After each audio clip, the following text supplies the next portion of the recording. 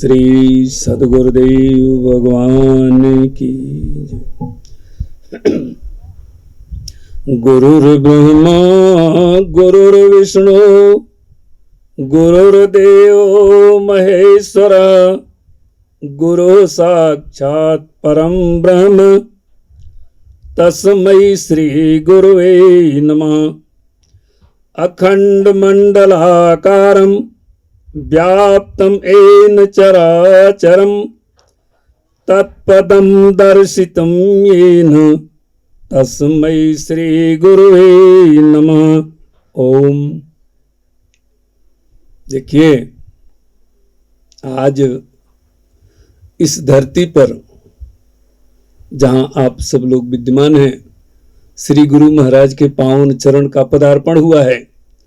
यह स्थान को इतना पावन बनाने में डॉक्टर मदन मोहन जी का सहयोग रहा और उनके ही पुरुषार्थ पर यह कार्यक्रम संपन्न हुआ है, जिसके स्रोत थे राजू खराबे। इसमें सहयोग दिया है सभी लोगों ने और यह जो स्थान आज विराजमान है, जहां श्री गुरु महाराज के चरण पड़े हैं, वह स्थान स्वतः दिव्य हुआ। इसलिए हम सबको चाहिए कि सब कुछ छोड़कर गुरु महाराज की तरफ जो आकर्षण सबका हुआ है, उसका रीजन क्या है, कारण क्या है, हमें गुरु की तरफ आकर्षण क्यों होता है, हम इस तरफ क्यों झुकाव लेते हैं। सभी जगह गुरु महाराज की ही वर्णन जो गोस्वामी जी ने किया है, ये बताया है कि गुरु के लिए ही हम अगर वर्ण कर लें तो ही कल्याण का रास्ता प्रशस्त होता है। उसमें वर्ण कैसे करने के लिए कहा कि गुरुर् ब्रह्मा गुरुर्विष्णु गुरुर्देव महेश्वर। इस पर गोस्वामी जी ने लिखा कि गुरु बिनु भव निधि तरियन कोई, जो विरंच शंकर सम होई। गोस्वामी जी ने उदाहरण दिया कि ब्रह्मा और शंकर उस स्तर का भी होने वाला व्यक्ति तर नहीं सकता जब तक गुरु की शरण में नहीं जाता। इसलिए सबसे मूल है गुरु की शरण में जाना। जाने का रास्ता भी उन्होंने बताया। अभी बाबा जी ने एक भजन सुनाया कि जो यह संसार है माया से भरा हुआ है, उसका जो स्वरूप है वो इतना विचित्र है कि जहां भी मन जाता है वहीं अटक जाता है। नदी की तरफ देखें तो उसकी कलकल की आवाज, चलती हुई धारा मन को मोहित करती है। देखिए अभी यहां जहां बैठे हैं कितनी बढ़िया हवा चल रही है कि सबको सब भूल जाता है कि इसी में बैठे हुए अपने मन को शांत रखें और इसी आनंद में हम अपने इष्ट के चरणों का ध्यान करें। ऐसा स्थान डॉक्टर साहब ने चुना है कि मन स्वाभाविक ही शांत रहेगा। अगर कहीं अशांति आती है किसी कारणवश, जैसा अभी बाबा जी ने बताया कि ये जो रूप है संसार का, इसमें एक मकर है जो उसको दे पीने जाता है, उस जल को वो पकड़ लेता है। पान करन जे जाई, जो भी उसको ग्रहण करने पीने या खाने का प्रयत्न करता है, क्या इस माया की वस्तु की जड़ पदार्थ को जो भी पकड़ने जाता है वो फंस जाता है। मकर क्या है? हमारी इच्छाएं, हमारी वासनाएं, कि हमारे देखो फूल लगे हैं, फल लगे हैं, ये खाने लायक है, ये पहनने लायक है, यहाँ रहने लायक है। ऐसी सब चीजें हमको आकर्षित करती हैं और जो मेरा शुद्ध स्वरूप परमात्मा है, ईश्वर का जो अंश है, उस तरफ जाने में यह पूर्ण रूप से बाधक है। यही प्रकृति जो हमें बाधा देती है, यही प्रकृति हमारे लिए साधक हो जाती है। साधना में यह सहायता करती है। कब करती है? जब गुरु की कृपा होती है। इसी पेड़ को, इसी फल को, इसी मकान को गुरु महाराज ने कहा, देखो ये सूखने न पाए, पानी देते रहना। इस मकान में जाला न लगने पाए, सफाई करते रहना। यही हमारे लिए सहायक हो जाएगी। क्यों? ये मेरी वस्तु नहीं है, ये गुरु की है। गुरु की वस्तु की हमें सेवा करनी है, संरक्षण करना है, उसमें हमें आसक्ति नहीं होगी। तो मूल क्या आया कि अनासक्त होना है हमको, कर्म से नहीं, परिणाम से। इस संसार के सभी कर्म हमको करने पड़ेंगे, क्योंकि शरीर है। शरीर ही हमारा जो साधन है, साधन को बना के रखना है, इसलिए इसको भोजन तो चाहिए ही, इसको देख रेख के लिए कपड़े चाहिए, सफाई चाहिए। तो ये कहां से आएगा? इसके लिए आपको कर्म करना पड़ेगा। हो सकता है नौकरी करनी पड़े, व्यापार करना पड़े, खेती करनी पड़े या मजदूरी करनी पड़े।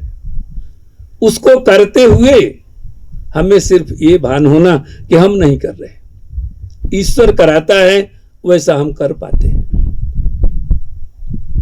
कर्म कराने वाला कोई और है, प्रेरक और कोई है। उसकी प्रेरणा से ये जो जड़ शरीर है, ये 5 तत्व का है। छित, जल, पावक, गगन, समीरा, 5 तत्व से बना हुआ शरीर है, ये जड़ है।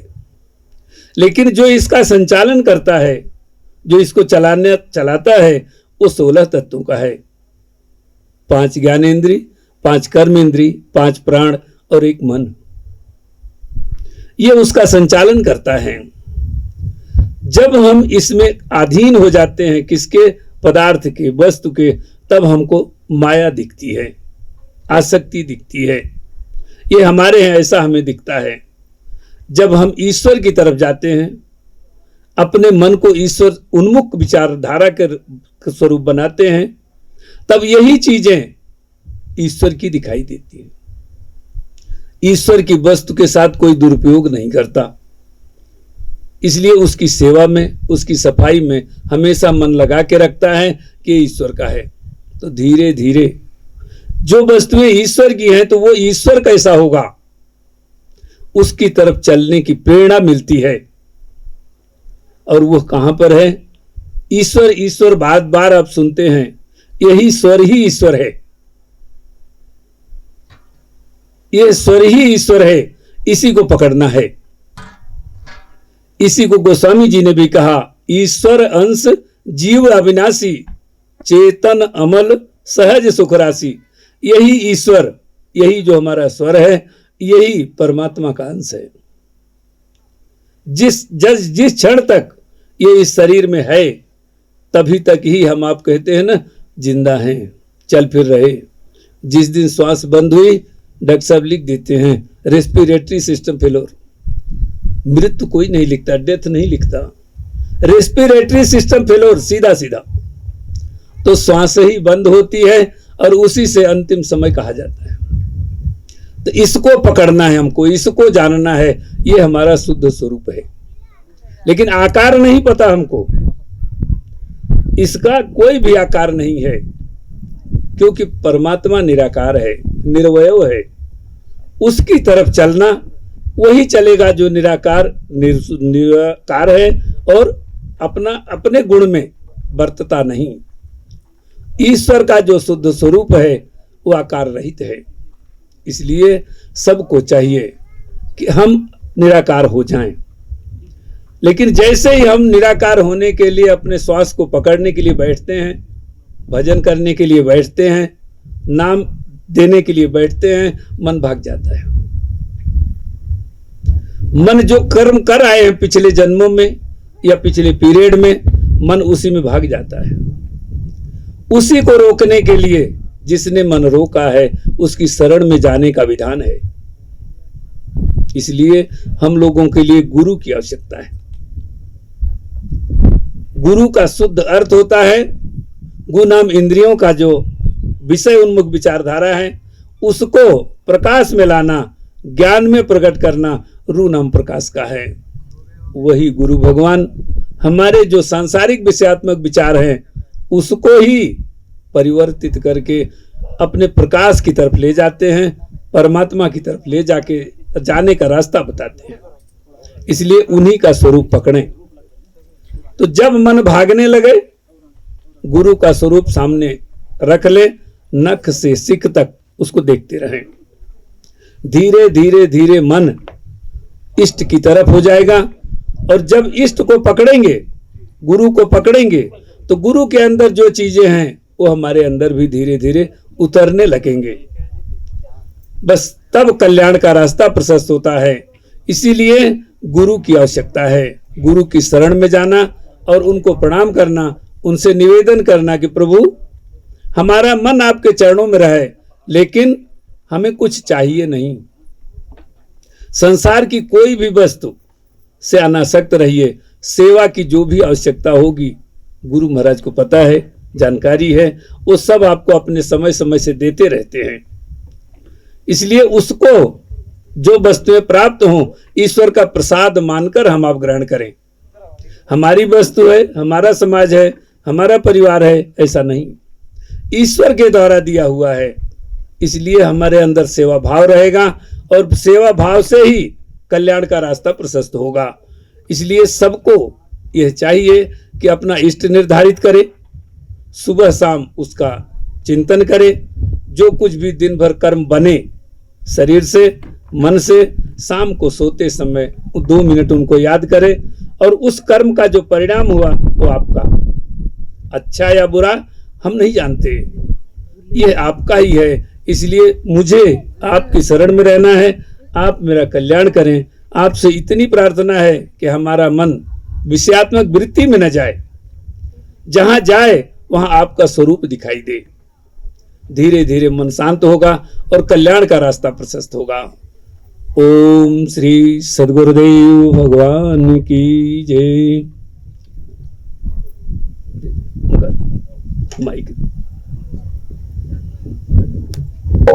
सद्गुरुदेव भगवान की जय।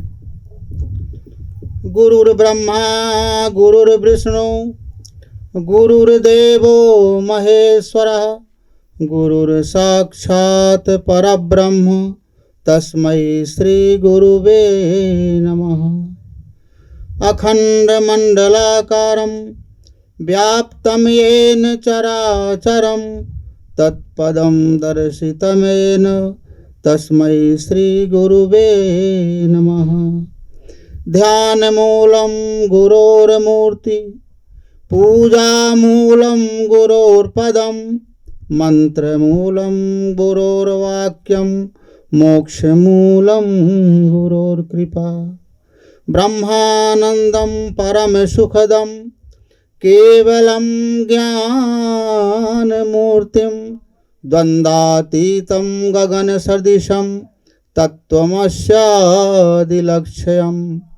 एकं नित्यं विमलमचलं सर्वधी साक्षिभूतं भावातीतं त्रिगुणरहितं सद्गुरुं तन्नमामि। ओम श्री सद्गुरुदेव भगवान की जय। अभी आप लोगों ने हमारे पूर्व महात्माओं से सत्संग की हर प्रकार की बातें सुनी। सत्संग ही एक ऐसा माध्यम है जिसके द्वारा हम अपने मन को शांत कर सकते हैं। मन ए भी मनुष्याणाम कारणम बंध मोक्षयो। मन ही मनुष्यों के बंधन और मोक्ष का कारण है। मन के द्वारा ही हम बंधे हुए हैं और मन के द्वारा ही हम मुक्त हैं। जब हमारा मन संसार से संयुक्त हो जाता है, संसार से जुड़ जाता है, तब हम संसारी हो जाते हैं। जब यही मन परमात्मा से बंध जाता है, परमात्मा में लीन हो जाता है, तब हम मुक्त हो जाते हैं। यही मन नुक्ता है। नुक्ता ऊपर, नुक्ता नीचे, नुक्ता आता जाता है। एक नुक्ता के हेर फेर से खुदा जुदा हो जाता है और एक नुक्ता के हेर फेर से खुद ही खुदा हो जाता है। ये मन ही नुक्ता है। जब ये मन रूपी नुक्ता संसार से जुड़ जाता है, तब हम सांसारिक हो जाते हैं। जब ये मन रूपी नुक्ता परमात्मा से जुड़ जाता है तब वो खुद ही खुदा हो जाता है। बस इतने में सब खेल है। अपने मन को बदलना है, अपने मन को सही करना है। अब मन है कहाँ? मन सबके पास है। कोई कहे कि मन बाहर कहीं खड़ा है, तो मन बाहर कहीं नहीं, सबके पास मन है और सब कुछ अंदर ही करना है, बाहर कहीं नहीं जाना है। काशी देखा, मथुरा देखा, देखा तीर्थ सारे, कहीं न मन को बोध हुआ, तब आया तेरे द्वारे। ऐसे ही 5 तत्व का पट पसार पूरा संसार है। 5 तत्व, 5 तत्व कौन से होते हैं? पृथ्वी, जल, अग्नि, वायु और आकाश। इन्हीं से मिला हुआ ये पूरा संसार बना हुआ है। वैसे तो कहते हैं कि 150 तत्व तक होते हैं, 150 एलिमेंट्स होते हैं। फिजिक्स वाले बोलते हैं, केमिस्ट्री वाले बोलते हैं, भौतिक विज्ञान वाले कहते हैं। लेकिन हम लोग जो मोटा मोटा उसका स्ट्रक्चर पता किए हैं तो 5 तत्व ही हैं जो हमें दिखाई सुनाई पड़ते हैं। पृथ्वी, जल, अग्नि, वायु और आकाश। तो इन्हीं से पूरा ये संसार रचा हुआ है। अब इस संसार जो ये रचा हुआ है, जो दिखाई सुनाई पड़ता है, इसका एक छोटा सा जो इकाई, एक यूनिट, ये बॉडी है, ये शरीर है। धड़ धरती का एक रेखा, जस बाहर तस अंदर देखा। इस संसार का एक छोटा सा इकाई, यूनिट, ये शरीर है। जैसे संसार को चलाने वाला परमात्मा है, ये पूरा परमात्मा एक है जो संसार को चलाता है। देखिए, सूर्य समय पर उगता है, फिर समय पर डूबता है। चंद्रमा समय पर उगता है, समय पर डूबता है। सभी क्रियाएं समय पर हो रही हैं। उसी प्रकार से उसका एक परमात्मा का अंश, जिसे हम जीवात्मा कहते हैं, इस शरीर के अंदर भी बैठा है।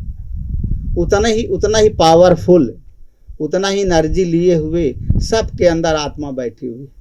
कोई किसी से कमजोर नहीं है। लेकिन वो सब होते हुए भी हम अपने को दीन और हीन मानते हैं। तो वो जो हमारे अंदर बैठा हुआ जीवात्मा है, वो उसी का अंश है, उस परमात्मा का ही अंश है। ईश्वर अंश जीव अविनाशी, चेतन अमल सहज सुख राशि। ईश्वर का अंश ये जीवात्मा इस शरीर के अंदर बैठा हुआ है, जो चेतन है, अमल है, सहज सुख की राशि, सब के अंदर बैठा हुआ है। लेकिन उसके होते हुए भी हम लोग अपने आप को दीन और दुखी मानते हैं। परेशान है आदमी। वो क्यों परेशान है? तो तब माया बस भयो गोसाई, बध्यो कीर मरकट की नाई।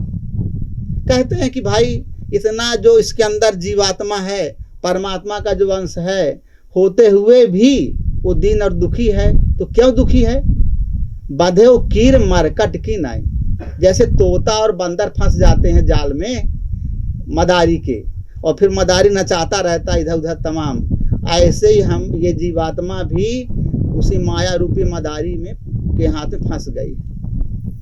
अब माया रूपी मदारी क्या है कि आप लोग मदारी का हाल तो जानते ही होंगे, कैसे बंदरों को फंसाते हैं। कि बंदरों को फंसाने के लिए एक वो वजनदार लोटा ले लेते हैं, उस लोटे का मुंह सकरा रहता है, उसमें वो चना डाल देता है और बंदर को दिखाता है दूर से चना को कि देखो मैं चना डाल रहा हूँ। तो बंदर का जी जो एकदम से खिंच जाता है कि मैं चना कैसे कब खा लूँ, और वो मदारी दूर खड़ा हो जाता है, देखता रहता है। अब जब जानता है बंदर के ओझल हो गया, मदारी दूर चला गया, तब वो जाता है चने को पकड़ने के लिए। और जैसे ही चने उस घड़े में हाथ डालता है तो हाथ तो अंदर चला जाता है, लेकिन जैसे चने को पकड़ता है वैसे मुट्ठी चौड़ी हो जाती है और घड़े का मुंह सकरा रहता है, तो उससे फिर बाहर हाथ निकल नहीं पाता। चना से मुट्ठी बंधी रहती है और हाथ बाहर खींच नहीं पाता उसको। अब वो सोचता है किसी ने हमको पकड़ लिया, चिल्लाता है, जब चिल्लाता है तो मदारी दौड़ के आता है और गर्दन में हाथ लगा देता है और उसको जंजीर से बांध लेता है। और फिर क्या करता है मदारी, उसको घर घर नचाता है उसको, चलो बेटा नाचो अब अब खेल दिखाता है उसका, उससे पैसा लेता है। तो इसी प्रकार से माया रूपी मदारी ने हम लोगों के गले में डाल दिया रस्सी। अब हम लोग नाच रहे इधर उधर। ये हम लोगों की कहानी है। तो अगर बंदर उस चने को छोड़ देता और फिर तो उसका हाथ ऐसे फिर निकल आता, लेकिन उसको याद ही नहीं कि हमें छोड़ना चाहिए, क्योंकि उसके अंदर लालच आ गया ना, मोह आ गया उसको पकड़ने का, वो छोड़ नहीं सकता।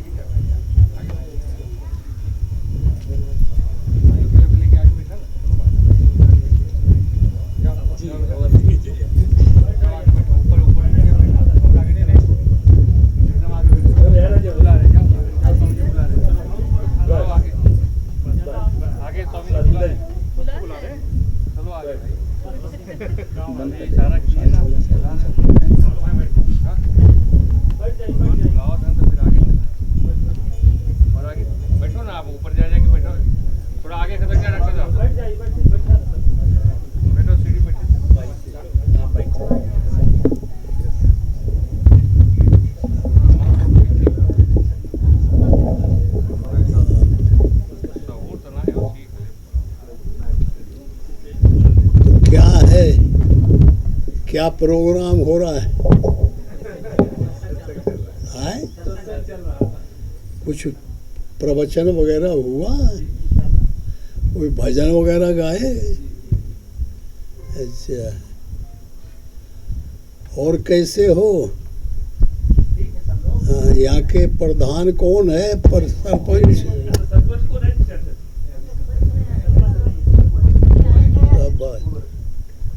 हाँ, ठीक हो? बहुत बढ़िया। अरे बड़े अरे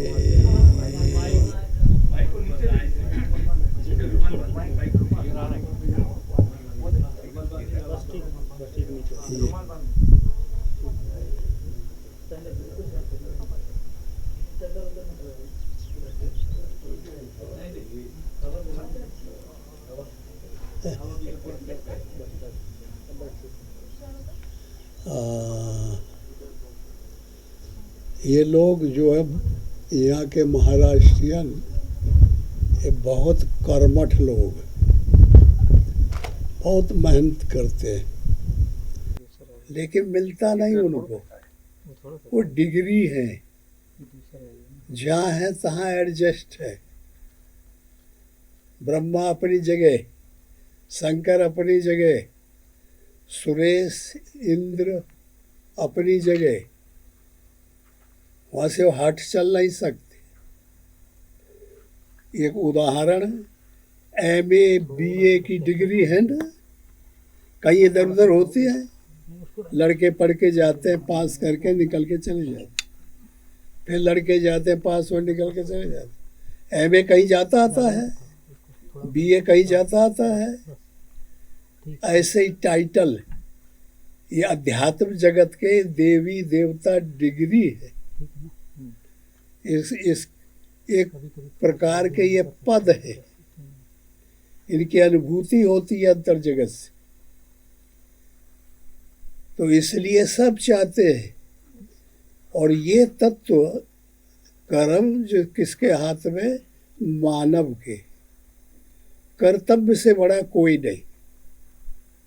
कर्म प्रधान विश्व रच राखा, जो जस करई सो तस फल चाखा। कर्म प्रधान है, कर्तव्य करना चाहिए। कर्म से बड़ा कोई नहीं। इसलिए सब ललायित हैं कि मनुष्य के पास ये तत्व है। मनुष्य चाहे तो परमात्मा को पा सकता है, मनुष्य चाहे तो नरक में जा सकता है, दोनों के पास में उसके। इसलिए हर देवी देवता राक्षस दानव मानव सब समाज चाहती है कि हम अच्छे बने, और अच्छे शरीर से बना जाता है। तो फिर इससे बड़ा अब क्या हो सकता है? हमें तुम्हें भगवान ने मानव तन दिया है, अब इससे लाभ उठाना चाहिए। सबसे पहले साधना करो सरस्वती माँ की, कि हमारे मन में, हमारे विचार में, हमारे ब्रेन में सरस्वती का निवास हो।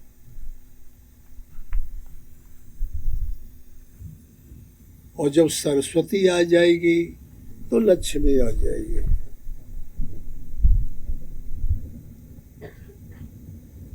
और लक्ष्मी सरस्वती जब तुम्हारे पास आ जाएंगी तो तुम फिर पता नहीं क्या हो जाओगे। तुम्हारे पैर जमीन में नहीं चलेंगे, ऊपर ऊपर उड़ने लगोगे। आकाश जिसका जमीन हो जाएगा। तो इस तरीके से खूब कर्तव्य करो। अब कहो कि कर्तव्य है क्या? तो कर्तव्य परिश्रम को कहते हैं, मेहनत को कहते हैं। मेहनत है, बुरे काम में भी मेहनत लगती है, भले काम में भी मेहनत लगती है। मेहनत भांत है, अलग अलग है। कोई मेहनत किधरों ले जाएगी, कोई कहीं ले जाएगी। इसलिए परिश्रम करो, और ऐसा परिश्रम करो अपने अंतःकरण में इच्छाओं का जन्म दो कि हमें कोई गाइड मिले, हमको कोई मार्गदर्शक मिले, हमको रास्ता बताने वाला मिले। ये संसार बड़ा गंभीर है। ये में सब प्रकार की बातें से उल्टी पुल्टी भी सही हो जाती है, सही भी उल्टी हो जाती है, झूठ भी सही बन जाती है, सही भी झूठ बन जाती है। माया भी परमात्मा बन जाती है, परमात्मा भी कभी माया बन जाता है। ये सब कलाएं हैं, ऐसे ढंग से प्रकृति रची गई है। तो इसका पार वही पा सकता है जिसके पास, जिसके अंतःकरण में संयम हो और शिक्षक हो, कोई गुरु मिले, कोई रास्ता बताने वाला मिले। तो फिर उसके लिए ये दुस्तर नहीं है, इसे तर सकता है आदमी, कल्याण हो सकता है।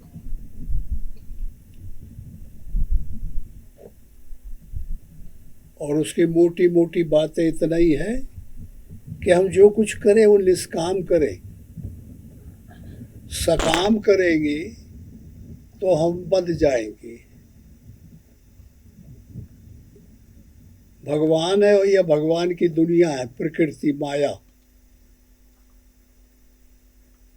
दो ही मूवमेंट हैं, एक तो माया की तरफ जा रहे हैं लोग और एक भगवान की तरफ जाए, तीसरा कोई मूवमेंट नहीं है। इधर जाते हैं संसार की तरफ तो हम देखते हैं कि ये चीज से हमें फायदा होगा, वही को हम लपकते। पैसा से फायदा होगा, पैसा कहाँ है, पैसा कहाँ है। जानते हो पैसा इकट्ठा ज्यादा हो जाएगा तो फांसी लगा देगा, छापा पड़वा देगा, चोरों को बुलाएगा, अग्नि को बुला लेगा और तुम्हें रुबाई करा देगा। पैसे वाले को एक रोज परेशान होना पड़ेगा। पदों की कोई लालसा करे वो भी स्थायी रहने वाली नहीं। बहुत बड़ा सुख और राज और वैभव कोई चाहता है तो वो भी नहीं है। गोस्वामी जी ने कहा है कि उदय अस्त तक राज्य है, अरब खरब तक द्रव्य है, उदय अस्त तक राज, तुलसी जो निज मरण है तो आवे किस काज। कितना बड़ा संपत्तिशाली हो जा, कितना बड़ा वैभवी हो जा, जब हमको रही नहीं जाना है तो उससे मतलब ही क्या हुआ।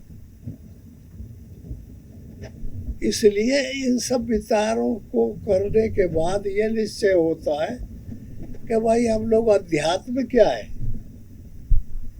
इस संसार में सबसे शांति प्रिय रास्ता कौन है, आनंददायक रास्ता कौन है। ये लक्ष्मी और सरस्वती इन दोनों से परे कौन ऐसा रास्ता है जिसमें कोई प्रकार की दिक्कत कभी ना आए। तो वो है मेटाफिजिक्स, अध्यात्म से। तो वही वो के लिए तो एक चीज करनी पड़ेगी, गुरु की तलाश करनी पड़ेगी। गुरु ऐसा मिले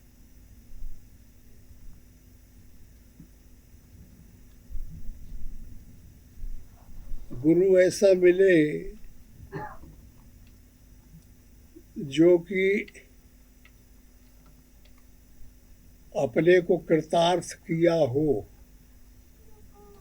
अपने का कल्याण किया हो, परमात्मा की अनुभूति प्राप्त हो तो ठीक। और नहीं, गुरु तो सब है, प्राइमरी से लेके ऊपर तक गुरु ही गुरु है। किसी कला को ले लिया, हर एक में गुरु है। शिक्षा होती है, इंजीनियरी है, वकालत है, कोई भी विषय ले लिया जाए, सब में आगे गुरु गाइड है, प्रोफेसर्स हैं, बताने वाले हैं। लेकिन ये सब बिजनेस के वही एक ही लाइन में किधरों रास्ता जाए घूम के, कहीं से कोई नदी बहती आए, कहीं से वर्षा हो तो बूंद बूंद मिल के एक नाली बना लेती है, चल देती है जिधर ढलान है। और नाली हजारों नाली मिल करके एक नाला बड़ा सा बना लेती है चलते चलते। फिर वो नाले मिल करके एक नदी में परिवर्तित हो जाते हैं। और नदी कहाँ पहुँचती है? हाँ, समुद्र। ऐसे ही समुद्र रूपी परमात्मा है, और जिधर को जाएगा उधर है, वही वहीं जा रहा है, वहीं है। लेकिन ये रास्ते जो है हजारों जन्मों के बाद मिलेंगे। और अध्यात्म में ऐसा शॉर्टकट है कि जल्दी मिलता है। अध्यात्म भी संसारी है, कोई बाहरी नहीं है, संसार में पैदा किया है, संसार से उद्धार करता है। लेकिन उसके लिए नियम है। हम सबको चाहिए कि किसी एक को पकड़े, और वो एक ही तरीका है सोचने का कि हमारे मन में हम विचार करें कि हमको सबसे प्रिय कौन चीज लगती है।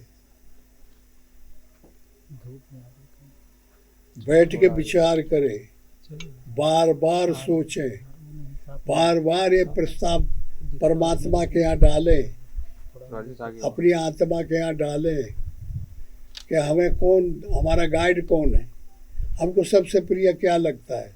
तो अपने को निश्चय करना है। किसी को राम लगते हैं, किसी को गुरु लगते हैं, किसी को माता पिता लगते हैं, वास्तव में गाइड वही है उसका।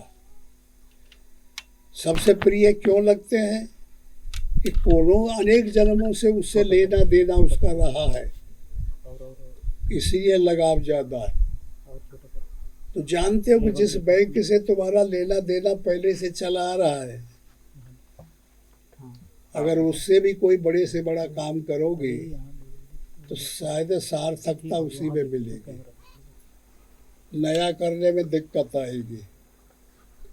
इस नियम के अनुसार जो तुम्हें सबसे प्रिय लगे वही तुम्हारा गाइड है, वही तुम्हारा गुरु है। अब उनको लेने का तरीका है, हम लोग एक वैसे रोज गुरु बाबा मिलते हैं, गोड़ पे गिरते हैं, प्रणाम करते हैं, एक तरीका तो ये भी है, लेकिन यह बहुत छोटा है। एक तरीका है कि हर हालत में उनके रूप को लेके अपने हृदय में लाना है। तो उनके पास वो दें या न दें, उनके पास जो उन्होंने अपने ताकत पैदा की है, जो उन्होंने एनर्जी पैदा की है, उसको हम अंदर इनको लेने के बाद वो अपनी ताकत को अपने हमको दे देंगे। यह है तरीका। जो उनके रूप को लेके हम हृदय में बैठा के प्रणाम करेंगे, ध्यान करेंगे, देखेंगे, तो हमारे अंतःकरण में उनकी सूझबूझ जो भी योग्यता है सब वहाँ रह जाएगी। यह है तरीका, सबसे अच्छा तरीका।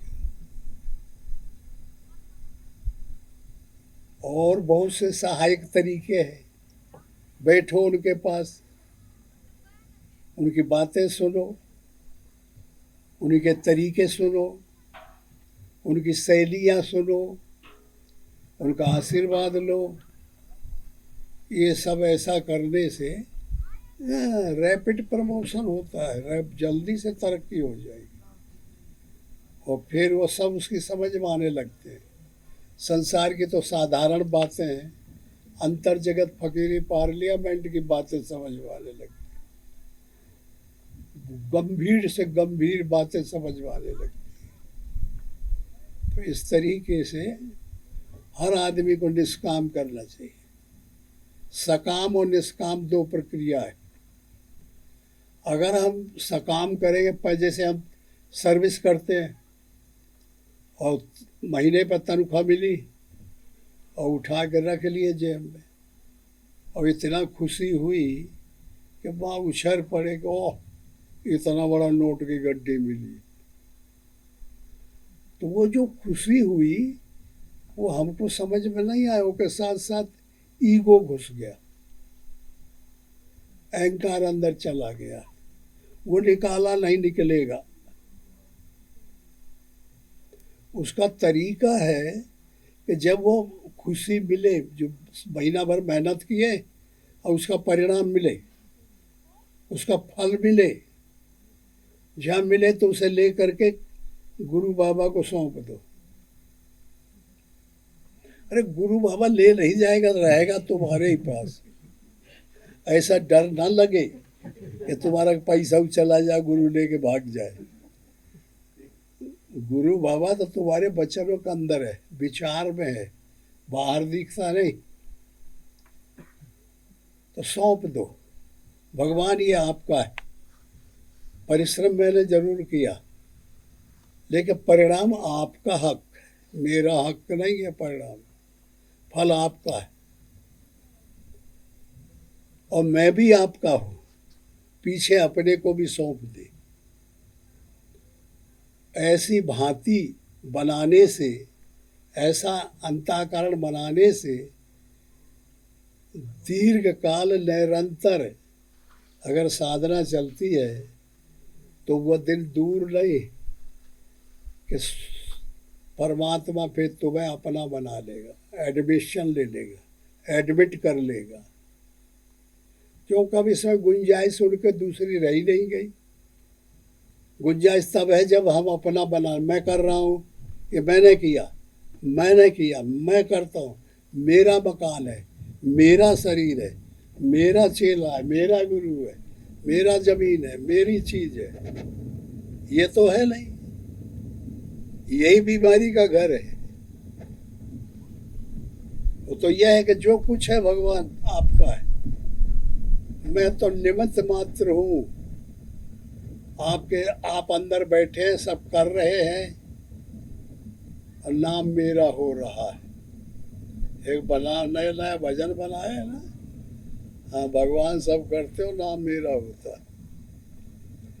बस इसी तरीके से निष्काम भावना से करनी चाहिए। सकाम बहुत खराब चीज है। सकाम अपने काम भी नहीं आता, अपने को गला देता, अपने को खत्म कर देता है, ऐसी जगह पे ले जाके छोड़ देता है जहाँ कोई रास्ता नहीं मिलेगा, बताने वाला नहीं मिलेगा, बरबटा के रह जाएंगे। उन्हीं को नरक कहते हैं, सबसे बड़ी दुर्गति होती है वहाँ। इसलिए निष्कामता का महत्व सबसे बड़ा है। फिर इसके बाद और बारीक बनो। खाना खाओ तो खाना खा करके भगवान से बोलो, भगवान ये आपकी देन है और जो खाने में मुझसे जो त्रुटियां हुई हों क्षमा करें, मैं आपका हूँ। सोने पे मुझसे त्रुटियां हुई है तो क्षमा करें, मैं आपका हूँ। छोटी छोटी बारीक गलतियां उनको भी निकालना है। जब ऐसा बारीक बुद्धि वाला, ऐसी मालिकुल बुद्धि बारीक हो जाए तो वो साधक आगे जा सकते। उसके अंतःकरण में भगवान करते क्या है, थोड़ी सी ये भी बात बता देगा। भगवान फिर करते क्या है कि उसके पास, साधक के पास शरीर है, मन है, इंद्रियां हैं, अंतःकरण है। इनके सूचक कौन है? अवस्थाएं हैं, जागृत है, स्वप्न है, सुषुप्ति है और तुरिया है। परमात्मा अनुभूति देने लगता है। फिर जागृत अवस्था में अंग फड़कन देगा। जब तुम सोचोगे कि भगवान मुझसे कोई गलती तो नहीं हुई, तो भगवान कहेंगे कि हाँ नहीं हुई, तो तुम्हारा दहना अंग उसी समय फड़केगा। भगवान से पूछ लेना चाहिए, तो बता भी देते हैं। तो दहना देगा तो समझ लो हाँ ठीक, दहना मस्तक दे देगा ठीक है। और जो पूछे और कह दिया यहाँ फड़का यहाँ बायां फड़का, तो क्या बिल्कुल धूल सही हो गई, सब गुरु माटी में मिल गई। हमारी साधना भगवान को पसंद नहीं आई। ये अंग फड़कन अनुभूति है, हर आदमी को फड़कता है ना। हाँ, नहीं जानते उसका अर्थ कोई भी। आत्मा गाइड करती है ये शरीर को, दाहिना अंग देती है तो शुभ है, बायां अंग देती है तो अशुभ है। ऐसे जब सो जाते, जागृत अवस्था का ये अनुभूति, सोने पे स्वप्न अवस्था आती। हर आदमी स्वप्न देखता है। हाँ, तो जेके मन में त्याग है, समर्पण है, परमात्मा की आराधना भरी पड़ी है, तो उसको वही शैली के गाइड पड़े आते रहेंगे, स्वप्न आते रहेंगे। अब जो स्वप्न में देखा पड़ा कि सर्प हमको खेद रहा है, काटने दौड़ता है, ऊंट काटने दौड़ता है, हाथी खेद रहा है, सर्प शंका है, जीवन में कोई शंका आ रही है, हमसे हल नहीं हो रही है, वो खेद रही है। इसका अर्थ ये होगा। ऊंट उड़ है, उड़ में कोई दुख की घड़ी आ गई है, वो परेशान निकल नहीं रही है। हाथी काम का बेस है, कभी बेग आ गया है, काम की कल्पना है, तो वो बिथन कर रही है, परेशान कर रही है। समझ ले तो उससे कैसे बचना चाहिए। हर अंग में परमात्मा गाइड खड़ा हो जाता है साधक को चारों तरफ से समेटने में। सुसुप्ति में कोई बात हो गई तो जो चित्र आएगा वो सही आएगा।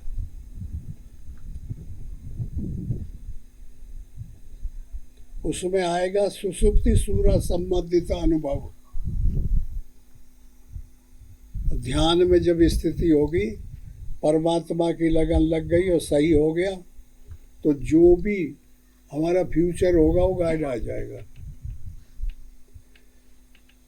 इस प्रकार चारों तरफ से दब जैसे कहते हैं कि कुम्हार जब घड़ा बनाता है तो ऐसे ठोक ठोक के बनाता है,